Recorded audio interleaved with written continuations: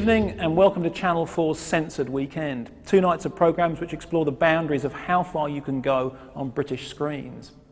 Right now, film classification in Britain is in a state of flux, with the new chief censor already turning heads by finally passing The Exorcist on video. On television, a host of new digital film channels are flourishing amidst furious arguments about what we should and shouldn't be allowed to watch in our homes. Meanwhile, the laws governing pornography seem as changeable as George Michael's sexuality, and the effective regulation of the internet as unlikely as the return of Wham! In the midst of all this madness, Channel 4 takes you on a journey through Britain's most convoluted moral maze. Coming up at 10 o'clock, an intimate snapshot of that strangest thing, the homegrown British porn industry. Then, in Don't Look Now, Aminata Fauna makes a convincing plea for censorship.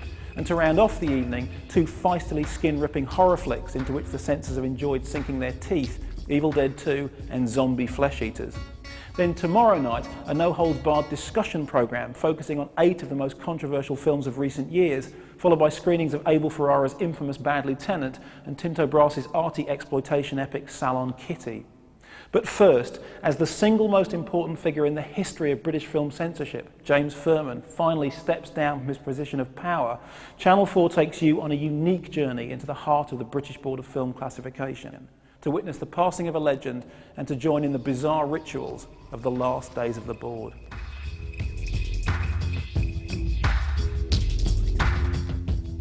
The programme contains some violent scenes and strong language.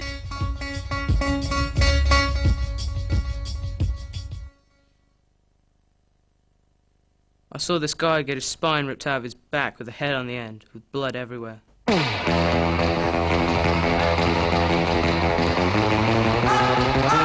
I saw this girl hanging from a tree with her guts hanging out.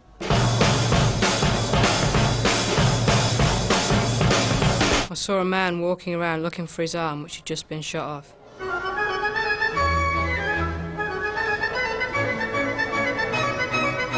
There was this man who got shot, and when he fell to the ground, all this blood poured out of his head.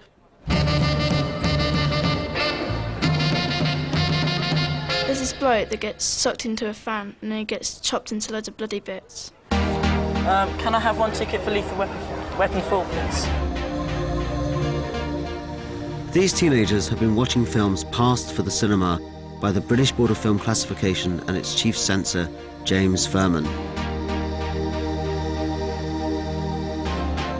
For a quarter of a century, his taste and judgment has determined what we and our children can see. Now it's all change, a new Labour government, new leadership at the board, and the end of Furman's reign. What advice would you give your successor? Don't let the buggers get to you.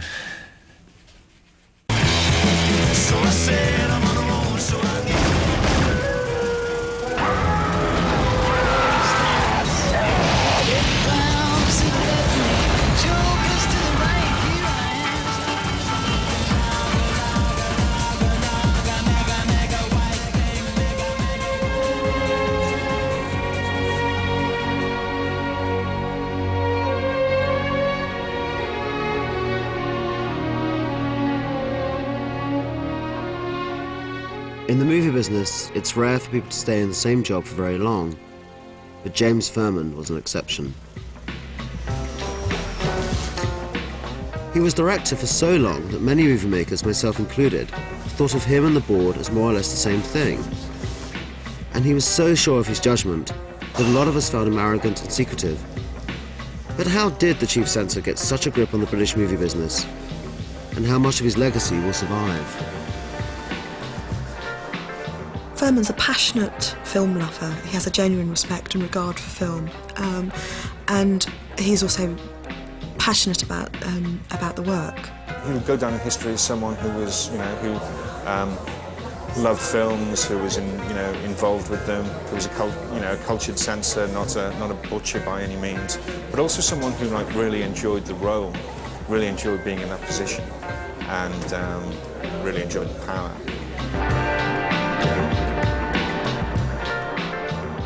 Any film can be cut or even banned outright on the chief censor's say-so.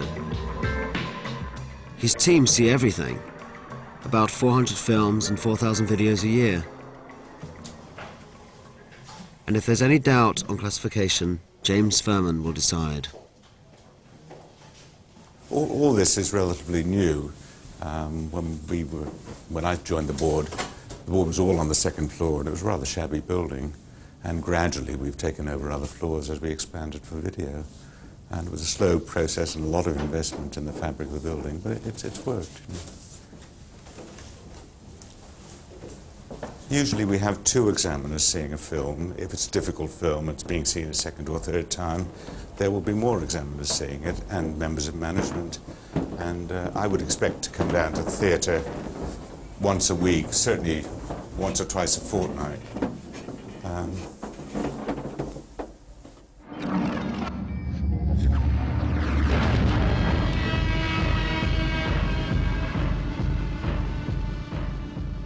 You start the day at 9:45. Often we start off with a porn. We maybe have a couple of porn tapes that we'd spend our time getting down to British standards, which are very much stricter than the rest of Europe.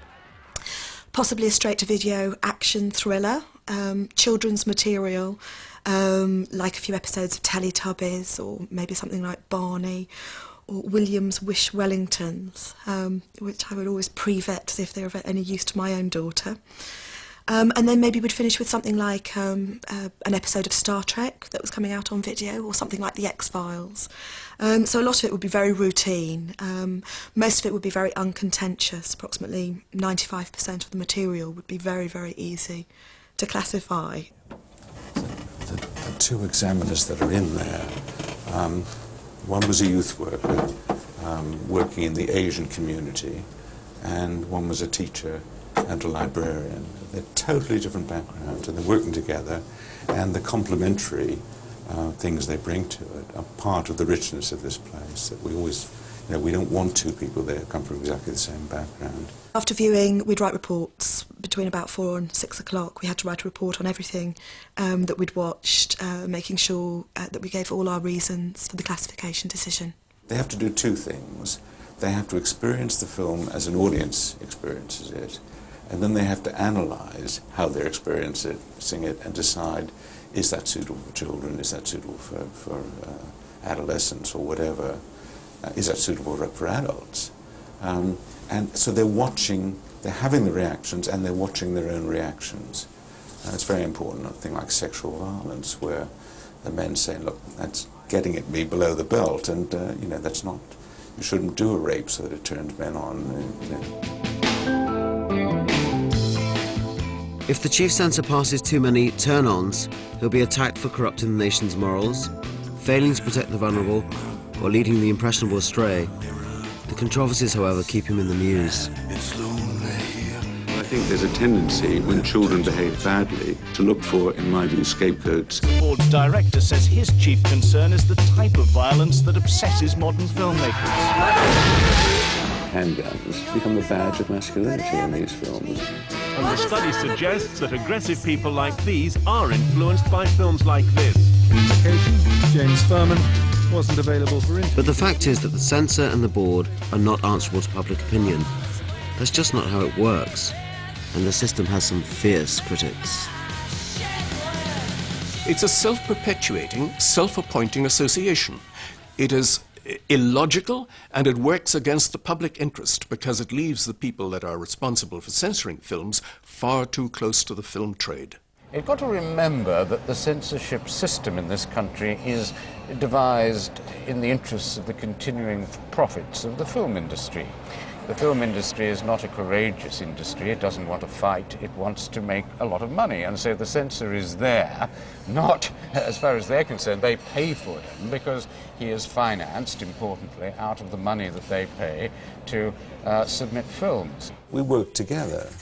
Although we're the regulator, we have to have a working relationship with the companies. And we also, obviously, the electricity regulator wants a successful electricity industry. And it's part of our responsibility to see that the industry doesn't suffer because of our administrations.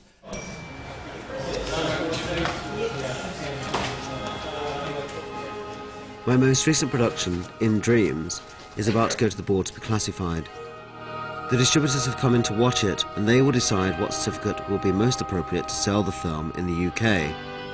They will then do battle with the board to achieve it. The board charges £10 per film minute for their services. You are. The film features a mother who has vivid and violent premonitions, potentially a difficult subject for the board. I think it's going to get quite high censorship classification. So there's a fairly heavy fuck count. Yeah, there's a lot of that. You notice that the F word count is quite significant. Very significant. Yeah. But even I think if we attack that, which is traditionally would give us the kind of rating, you know, a 15 or possibly an 18, it would still be the overall tone would keep coming back. Yeah. So I think it's probably going to get an 18. But it's the kind of movie. I don't think. Yes, I think for this movie it's appropriate. That's the way it is. Yeah, absolutely. For this movie, that level of censorship is appropriate. It's that right for that audience. It doesn't damage the marketing effort in any way. In fact, it probably helps it.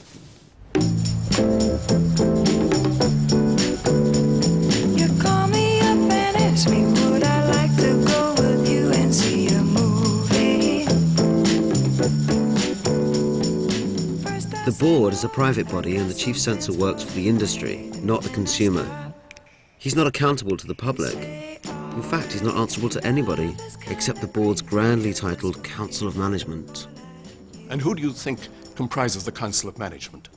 11 old men. All male, all white, all round about 65 or indeed over retirement age. They're given until they're 70. And all coming from various aspects of the film trade and the film industry associated with manufacturing the product, rental of cameras, the processing of films and so on. And they are the ones that officially appoint and designate those who do the censoring. In its 86 years, the board has only had 6 chief censors. Most have stayed in the job so long that inevitably the organisation gets cast in their own image. James Furman is no exception.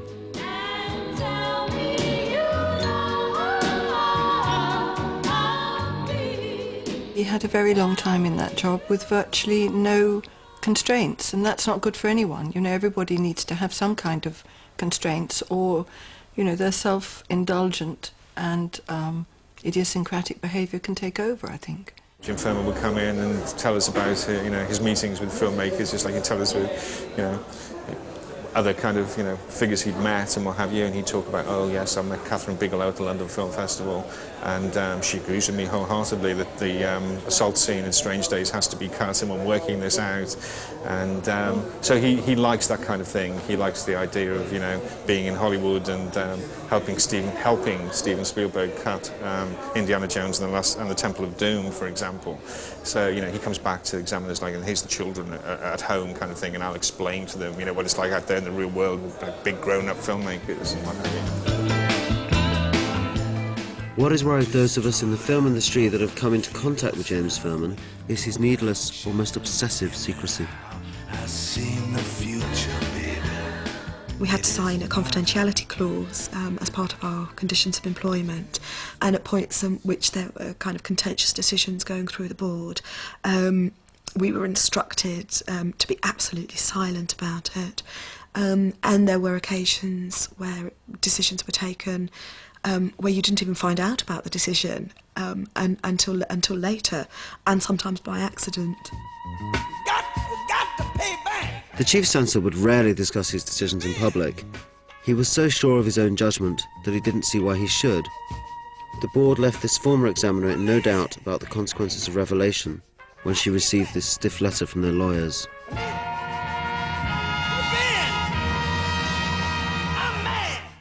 I think the board is secretive because it has such a high public profile, and there can be enormous controversy around its decisions, and the board receives an awful lot of flack and is very keen to present a harmonious front. James Furman sometimes made idiosyncratic decisions that were hard to understand and which he never really explained. Take the case of a film called Boy Meets Girl by a young British filmmaker. What we decided to do was actually to try and write a film and make a film that was provocative, that would stimulate a debate around violence in film. In Boy Meets Girl, a man gets picked up in a bar and follows a girl back to her flat. She drugs him. He wakes up in a torture chamber where the rest of the film takes place. The board refused the film a video certificate, mainly because, they said, the victim is as unsympathetic as the morally bankrupt torturer.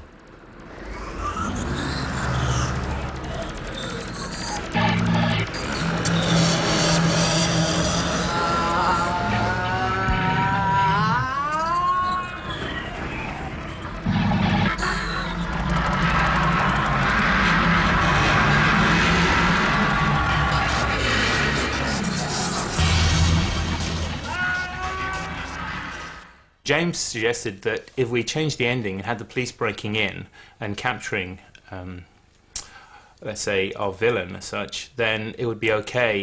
You know, morality would be justified, good would triumph over evil, and I just personally thought this was just ludicrous, and my jaw dropped when he actually said this. Neither he nor his co-producer really had visualised the effect the film was going to make. And they thought they were teaching the audience how awful violence was. Instead, they made a film that had all sorts of turn-on elements in it. I looked at the film and came to the view that perhaps the board's initial determination had been somewhat harsh. I was of the view that it was an intelligent film. Perhaps it's a film which failed artistically, but you don't reject films on that account.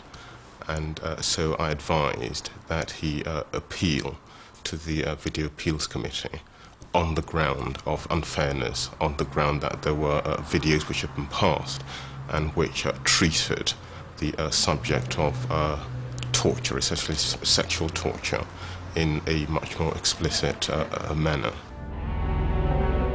Filmmakers can appeal against decisions like this, but appeal cases are rare. And Boy Meets Girl is the only film the board has given an 18 certificate, then banned its transfer to video. We were a very easy target.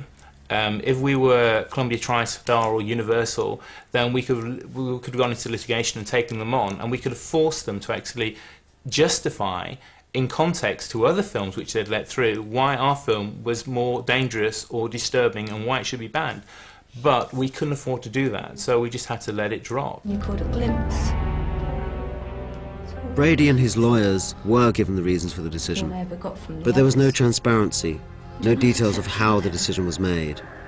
You're just the average victim. What one hopes to do is to show that the board has acted inconsistently.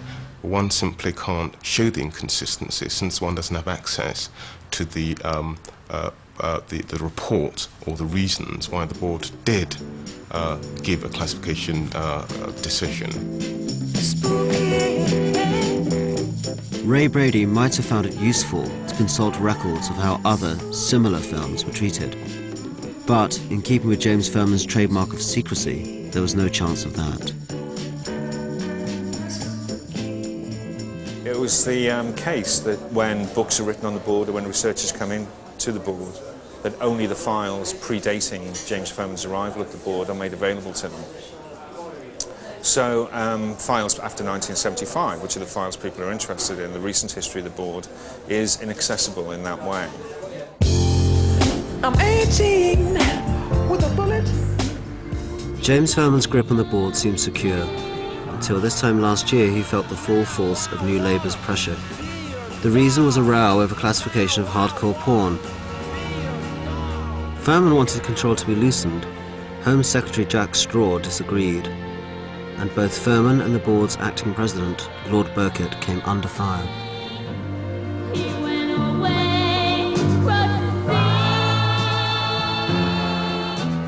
Well, I think Jack Straw probably has more views about morals and maybe stricter views about morals in a general sense than a lot of other politicians, and certainly than previous Home Secretaries have had. But it's jolly difficult to tell, really, because previous Home Secretaries have not come on strong about anything in particular, and they may actually have been, had very strong views indeed without one's quite knowing. This is, I think, a fairly straight-laced government. It's family values government. I mean, we're not only talking about Blair, who's got an almost religious view of these things, but particularly about Jack Straw, who is the key figure in all this. And Jack is a very conventional, I mean, I think he's a superb Home Secretary, but he has conventional views and, in a sense, restrictionist views on matters of public morality and on matters of censorship, whether it's violence or film and pornography. Lord Burkitt was soon on his way. He was replaced by a figure more to New Labour's liking, Andreas Whittam-Smith, the founding editor of The Independent. Whittam-Smith had no experience in filmmaking, but he had a lot of experience of self-regulation in the newspaper business. For his pains, he picked up the nickname Goody Two-Shoes. I do remember my first day almost. I was asked to look at something called Pregnant and Milking Number 5. I must say it was a complete shock to me that there should be 5 of these things. This is the 5th one to come up, and that the subject matter was pregnant women stripping, but there's a small market for that. Anyway, rather illogically, I moved it into the R18 category, which means you can only buy it in licensed sex shops, and there it happily remains. I think when Andreas Whittam-Smith was appointed, he was very keen that he would take ultimate responsibility for the decisions that went out from the board. And so it very definitely felt like there was a shift in the kind of power balance, and that the final decision lay very definitely in his hands. The new president of the board enjoyed political backing, and he started to flex his muscles. Like a lot of us, I felt sure that Fairman would soon be following Lord Burkitt onto the cutting room floor. All of us have been pushing him for several years, and because he's a total workaholic and believes in this job, it's terribly difficult to make him stop. I mean, how you actually turn the motor off, I don't know. In the end, his job was simply advertised in a Sunday newspaper. It was March '98, and the search for a new chief censor had begun.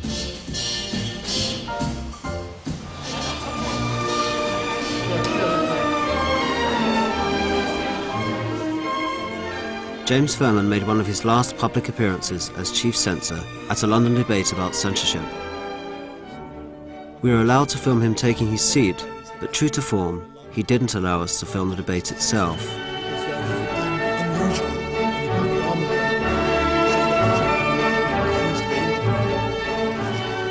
Despite his strong opinions, James Fairman seems resigned to how things move on. And there are no right answers. You make the best answer you can at the time, and I know that my successors, we have a new president this year, 2 new vice presidents coming, and a new director, and inevitably when they get together and discuss policies I've made, they will say, well, perhaps that policy's out of date, and a new policy will come in, or a new decision on a video version of some old film that we'd done. But that's the way history rolls on, and you become yesterday's man very quickly. That's all right.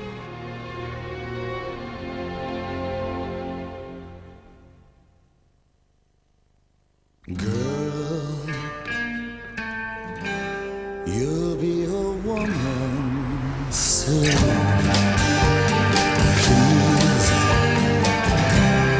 come take my hand. Girl, you'll be a woman soon. Months have passed, and summer has changed to autumn. But there was still no replacement for James Fairman, the director of the British Board of Film Classification, the chief censor.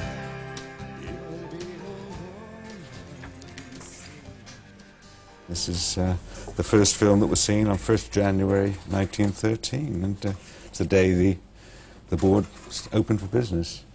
And it was a short film, silent film of course, 15 years before sound. And most things were in those days, and very innocent. If you showed a bit of ankle, it was something. It must have been easy then. Oh, I'm sure it was difficult. Wherever society draws the line, it's difficult. Thank you. Thank you. Mind if I shoot up here? Hey, mi casa, su casa. Muchas gracias. The search continued for Fairman's replacement. And then, in November 1998, an old film came back to haunt him.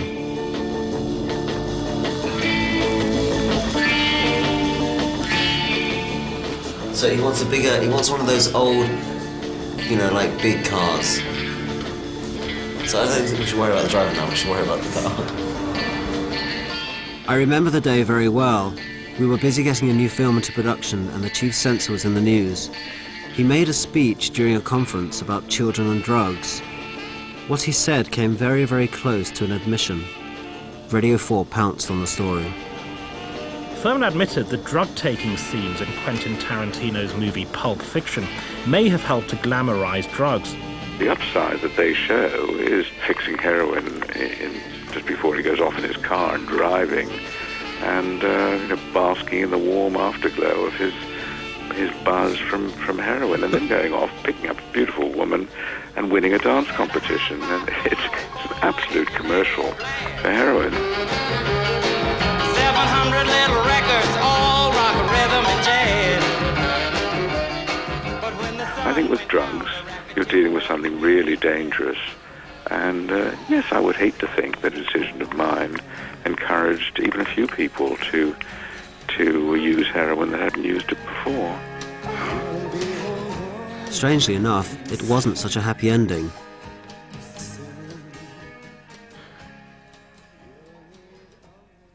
I'm a bit disappointed that Jim should feel it necessary now to claw back that decision on Pulp Fiction.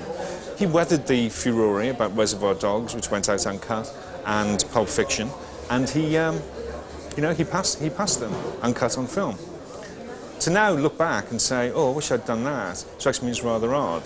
But, I mean, I can't help but speculate, and it's probably wrong to speculate, that this has something to do with the fact that he's now going out as the great liberal censor, which is something which has always amazed me. I never imagined, all the time I was working there, that when Jim Furman retired, all the papers would be saying he's this dangerous liberal. Because my impression of him was, he's a censor, he's censorious.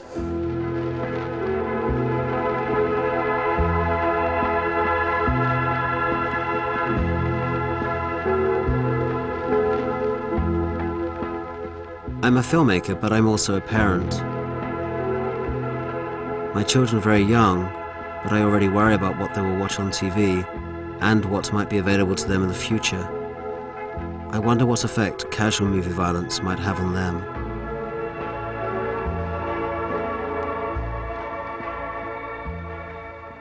And it's so accessible. Only one of these underage kids was refused a ticket to see Lethal Weapon 4, a stunningly produced 15 certificate film full of kickboxing, cruelty, guns and blood, and of course Mel Gibson and Danny Glover.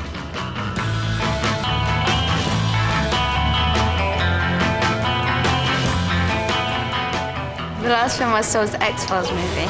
There's Something About Mary. My favourite film at the moment is probably Face Off. My favourite film might be The Crow, actually. It's an 18 certificate.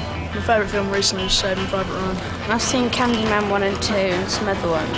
Terminator 1, Face Off, loads of others. All of these are 18 or 15 certificate films. My name's Lee and I'm 13. My name's James and I'm 13. My name's Kirsty, I'm 13. I'm Becky, I'm 14. I'm Sam, I'm 15. I'm Dan and I'm 13. You ready to order the food as well? Yeah? Can I have a margarita? Sure. I've seen Schindler's List, which shocked me a little bit because of the fact that it really happened. But most of them, you all know it's just make-believe actors, stunt artists, pretending to be killed or shot or shooting people. I've never really seen a film that I've dreamt about badly or anything. It's sort of separated from real life. For example, if you see someone get shot on a film, you know that like in real life 2 seconds later they're going to be getting up and walking around again. But if you see someone on the news, for example, get shot, then you know they're probably not going to get back up again. 12 years old, you're at secondary school, you have to get a bus on your own every day. You're responsible enough to take control of you, like without the money and everything, of your life, what you do. If you don't like that sort of stuff, you don't go and see it. I'm not a violent person at heart. If I see violence in a film, I just look at it as violence in a film, not real life.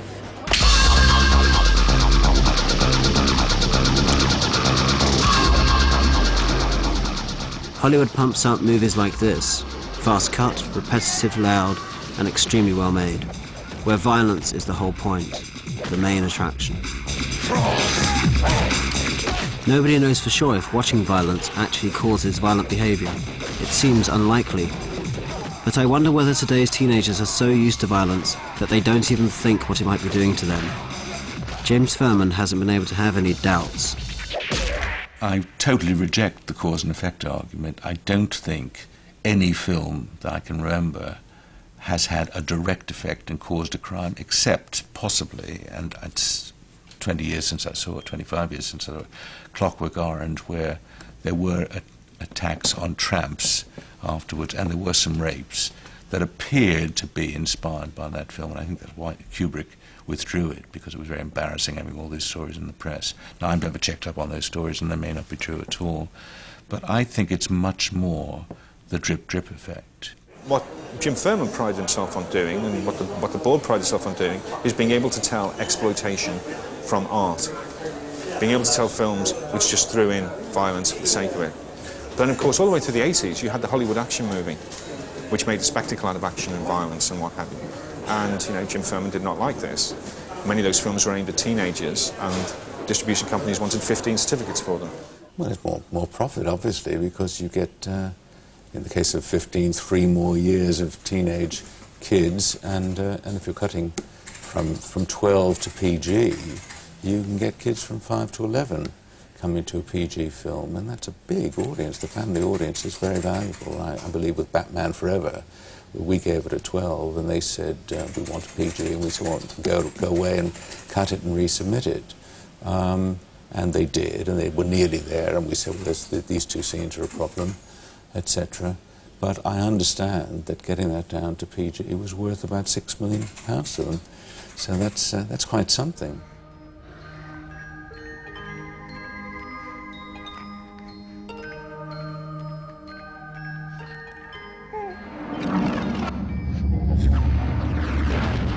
The appetite for violent material seems to be insatiable, and James Furman has had to accept that the waves of blockbuster films just keep on coming. But the board has prided itself on being able to tone down some of the material, as much for the commercial interests of the film producers as for any worried viewers.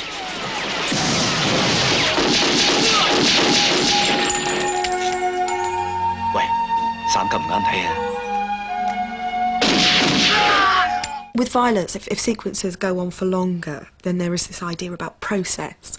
And process violence, the phrase means how much do you actually see on screen of the violence that's taking place. And the kind of idea was that the more you see of the violence, the more likely it was to titillate. And so often, if there were 5 or more blows, then some would be cut. So you just got the idea of the fight, but some of it would be cut. I mean, for example, Terminator 2 had several cuts to repeat blows. Keeping a brave face in circumstances is impossible. For Furman, art house film is a different matter. You don't mess around with a quality film, however challenging the material. It's customary for people to say, enjoy the film you're about to watch, but I think it's singularly inappropriate with funny games. Experience it. Last summer, an extremely menacing Austrian film called Funny Games was a big hit at the Cannes Film Festival. Furman had few qualms. He gave it an 18 certificate. Funny Games is quite interesting because the director was making a serious statement about screen violence and assumed, rather like at the other end of the scale of naivety, Ray Brady was assuming, that people would sit in the audience analysing the film morally and saying, it's dreadful, this film is going too far. And Michael Haneke actually said he thought the right response to Funny Games was to get up and walk out of the cinema. I think he'd be disappointed if everybody did that.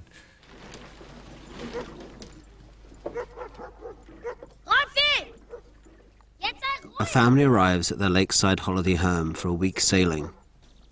They get drawn into a nightmare by 2 young psychopaths who appear to be their next-door neighbor's guests. Wir beide. Wir lieben beide Gott.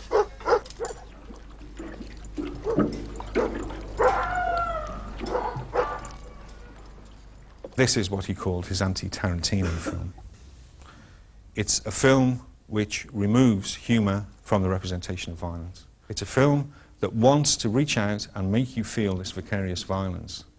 But it's also a provocation that puts you on the spot. Do I stay? Do I leave? That's the moment that this film comes alive. Und jetzt verschwindet gefälligst. Aber schnell. Herr Schober? Ist es gebrochen? Most people go to films for emotional experiences. They want to be scared or they want to be moved or whatever. And it's possible to go to funny games and enjoy a slasher movie. The critic in The Big Issue said the trouble is, on one level, this is a slasher movie. Wir wetten, dass ihr ihn... Wie spät haben wir es? 20 vor 9. Dass ihr in, sagen wir mal, 12 Stunden alle 3 kaputt seid, okay? I would really like to know what the first audience I've seen this film with thinks of it. So if anybody has any comments or questions, who would like to start the ball rolling? What was that if it wasn't packaging violence? OK, you made a statement about it, but it's still the same thing. I'm not saying it's a bad thing, but I don't see that it's any different. You still watch it for the same reason, to be scared shitless. Was meinen Sie? Denken Sie, Sie haben eine Chance zu gewinnen? Sie sind doch auf Ihrer Seite, oder? He is a moralist, the director, and yet he puts the torturers in a good light. Eine für Beavis, eine für Butthead. They were powerful, they were witty, they were clever with it. A, B, Bu und das bist du. The thing that got me most upset was not the violence itself, but the suspense and the anticipation that worse was to come. 1, 2, 3, 4, 5, 6, 7.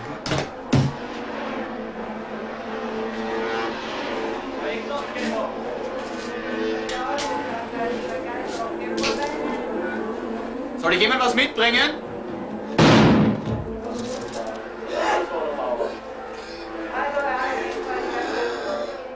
I'd feel secure that after having left the film, that there probably wouldn't be any people in the audience who'd be incited to violence afterwards.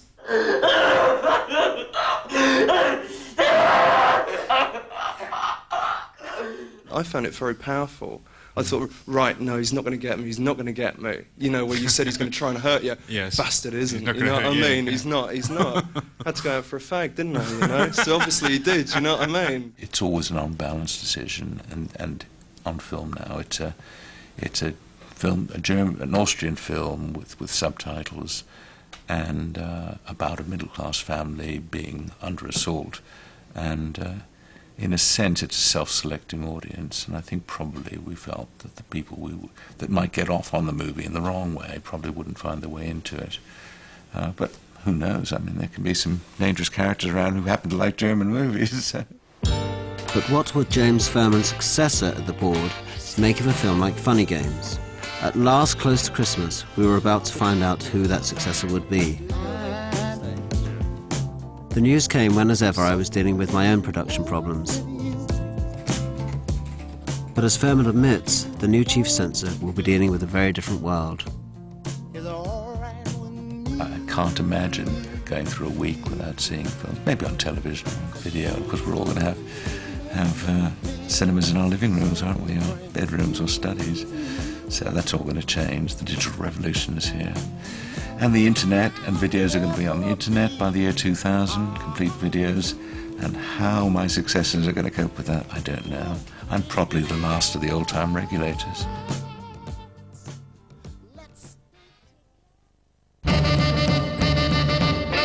Robin Duval, could I speak to Zandra, please? The king is dead. Long live the king. The new chief censor, Robin Duval, arrives at the British Board of Film Classification. The former television regulator must get used to talking to the press, and the old chief censor is conspicuous by his absence. I think, first of all, it's got to be a learning process. Was your role at the ITC very closely concerned with taste and decency on screen? And the headline was Channel 4 Liberal to be film censor. Congratulations on your appointment. Thank you very much. What you need to notice is that it is all change. I'm a new president. 2 new vice presidents have just been appointed. There's a new director. This is a big change to the board after, I don't know, well over 10 years of having the same people. Jim has done a quite remarkable job. Duval will find it hard to exercise anything like the amount of power his predecessor enjoyed. The clout of President Whittam Smith, more of a political than movie industry appointment, will see to that.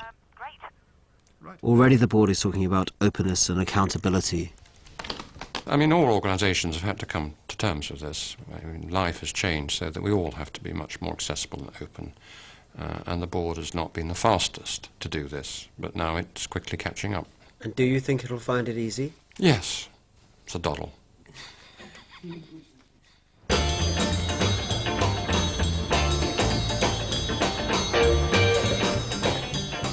The new chief censor is on message. What are the accusations of secrecy?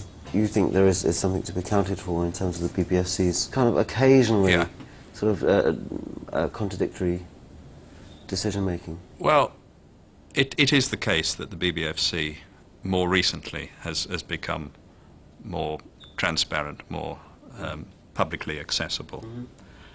And that is a choice made by the current management, and it's one I welcome. It's one I would wish to build on, because I think increasingly, as we move towards the millennium and beyond, the onus on any classification or sensitive organisation is to justify itself to the public at large, and it can't do that unless it's as open about what it's doing as possible. I was extremely pleased when Mr. Whittam Smith came in and said what he wanted to do was to make the board more accountable. I think that has to happen. In order to justify what the board does, it has to explain itself. It has to be out there explaining individual decisions, etc. The board has moved quickly to adopt the trappings, at least, of accountability. Comment cards, a radio documentary, Meet the People evenings, the censors who want to be loved. But is it all just window dressing? One of the great problems here is, I think now, at this stage, just before the millennium, I think people know the difference between PR and accountability. I think people really do understand the difference between PR and accountability. Transparency in the decision-making still doesn't seem to be on the agenda. I think that anything that's written and anything that justifies decision reports, minutes of discussions that are held over contentious works, all ought to be in the public domain for those who are interested. And my own opinion is that archives from the history of the board ought to be available to anybody, any researcher who wants to explore them. And that would be true openness. Get down! The board hasn't got anywhere near that sort of accountability. But what Whittam Smith has been doing is raising the board's profile. We're going to the annual meeting of the Movement for Christian Democracy. They are a group which takes very seriously the effect that the videos may have on young people. Whittam Smith is obeying rule number 1 of openness. Go before your critics and invite them to, well, criticise in a very open sort of way. He's meeting a Christian lobby group who gave Furman a hard time. I'm not going to have an uncritical view of either Andreas Whittam Smith or the British Board of Film Classification. What I welcome is that there's a less combative, arrogant style than there previously was. There's a less ideological style than there previously was. And the openness with which Andreas Whittam Smith is conducting the BBFC now must be welcomed. David Alton wanted to change the appeals procedure, and he said quite rightly that there was something lopsided about a situation where companies, distributors could appeal to get our decisions made more liberal, but ordinary people couldn't appeal, saying, well, we were too liberal and we should be harsher. So the compromise which the government put forward after consulting me was that we would set up a panel which would advise us especially about children's issues, which is what we have recently announced. Look at me! And I shall also be interested to see how many people are there, because I think it's important to know what is the strength of a lobby group. Is it a big one? Is it a small one? You know, I have something to learn myself. In the people advising you for the children, all the professionals, I have not heard mention of a priest or any religious influence for the spiritual side, for these young people. There was a lot of debate about this question, both within the board. I also, as David knows, I saw a lot of members of the House of Lords and quite a few members of the House of Commons before arriving at decisions. Quite a lot of debate either way as to whether you could make that a specific job category, if you like. My position is that I hope very much that amongst our applicants we'll get very good ones, some people who are devoting their lives to the nation's religions, and I hope that I hope that the panel will contain at least one such person, but we'll have to wait and see. Lord Alton is impressed by the openness offensive. Judging by his subtle little nod, he seems to sense a concession on appointments to the new children's panel. The previous administration was conservative by nature and by name, and in fact they were very hostile to doing anything at all about video violence. And what I think we have in Jack Straw is someone who, because of his own upbringing and background, has a realistic understanding of what life is like in many of our hard-bitten urban communities and what some of the influences are at work, particularly on young people. So you feel that he's kind of working with you very much?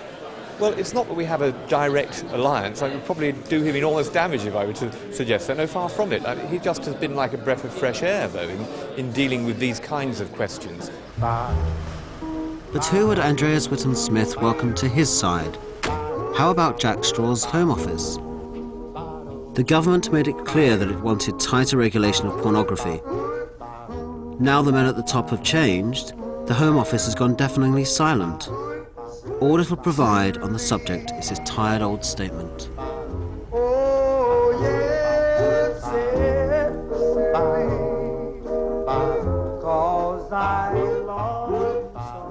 I don't think we want a public debate because of the sense that it might liberate inconvenient voices who are going to speak against what's happening, and also because our true supporters, if we are restrictionists, I think we are going to be raving right-wing lunatics who think that the whole thing is filthy and therefore it's better banned and it's against God's law. Well, there's an argument for that, but the government can't make it. It doesn't want to be associated with people making that argument, and yet those are its allies in the present situation. For years now it's been thought that no government in its right mind would interfere in an individual decision on film censorship. The risks are too great. But one film, which after a long delay has just been given an 18 certificate, may indicate things are changing, and that makes me very nervous. The Idiots, directed by the celebrated Danish filmmaker Lars von Trier, was sent to the board. In the film, a group of people act as though they are mentally disabled as a sort of therapy and engage in a full-blown orgy.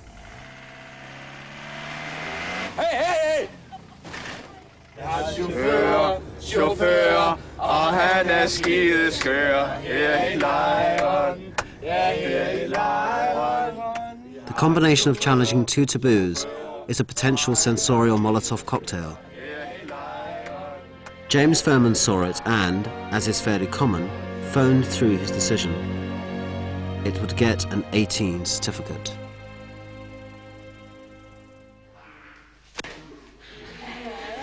Apparently, 2 days later, Furman phoned again and said that he couldn't confirm the 18 certificate because of Home Office involvement. Home Office officials and the board have since denied this, but our source stands by his story. If true, for the first time since the days of Clockwork Orange some 30 years ago, the Home Office has attempted to pre-vet a film. We're in danger of swinging the balance now in this country under this new regime, silently swinging the balance against creativity and towards greater restriction, without any debate and without the artistic community or the film community having been heard on the matter. The role of chief censor, made all-powerful by the singular character of James Furman, is not what it was, may even be heading for extinction. The board faces a government famous for its controlling instincts, and the board's power is rooted in its ability to control what we see. But in this promised age of the internet and 1,000-channel pay TV, soon nobody will be able to control what we are watching, except for ourselves. It's finger in the dike stuff. What 15-year-old do you know who hasn't seen Pulp Fiction, hasn't seen Reservoir Dogs? So what are we doing sitting in that very enclosed medieval society with our own set of codes about what can be a 12 or what can be a 15, when actually in the wider society it means absolutely nothing at all? I don't see this government, who, you know, are big on control, and censorship is about control, feeling free enough to try other ways to do something about helping young people with the kind of material they can be exposed to.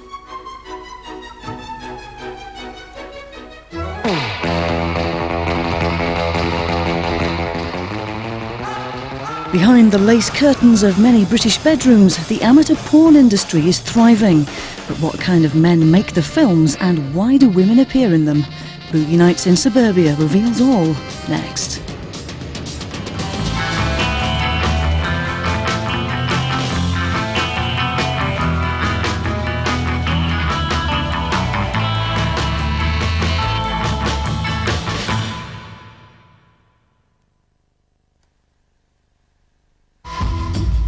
Channel 4 has produced a pack of 6 free postcards and a booklet that looks at how Britain has ended up with some of the strongest film censorship laws in Europe.